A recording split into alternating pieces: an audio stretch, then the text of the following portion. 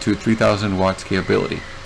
So even if the miner would spike to 1000 watt requirement, this transformer can still handle it.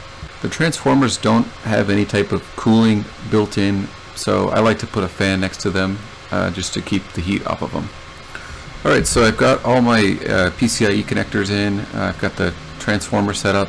All that's left to do is connect the Ethernet cable, which is right here, and lastly I just turn on the transformer.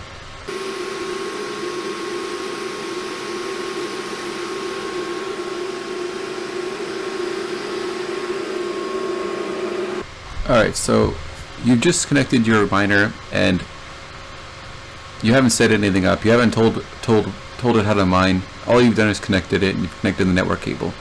So the first step is to find your miner on the network. In order to do this, you're going to need to log into your router and locate the new device. It's going to give you an IP address. Go ahead and navigate to that IP address. You're going to get a screen that looks like this. The username and password is root, R-O-O-T.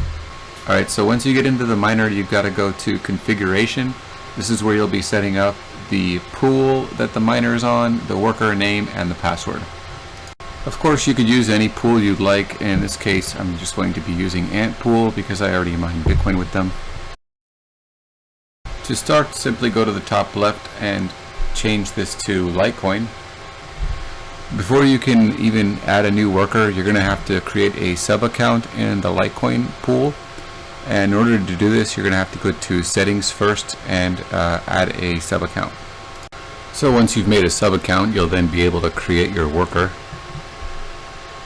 Alright, so when you're in your Antminer settings for configuration on the network, there will be a spot for URL, and it has settings for 3 different pools. If you're setting up with Antminer, these are the 3 servers that they want you to put in there. In case one of the servers goes down or whatever, it'll automatically start mining on the next server, which are the 888, 8, 443, and 25. And when you're filling out your miner configuration, you're going to see a screen like this. There's 3 fields for each pool.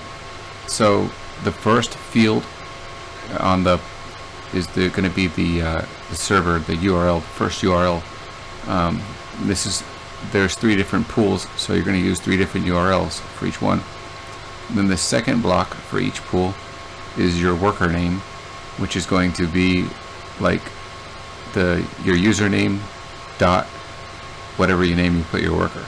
Like if your username is fish and then dot and your worker's name is taco, it's going to be fish.taco.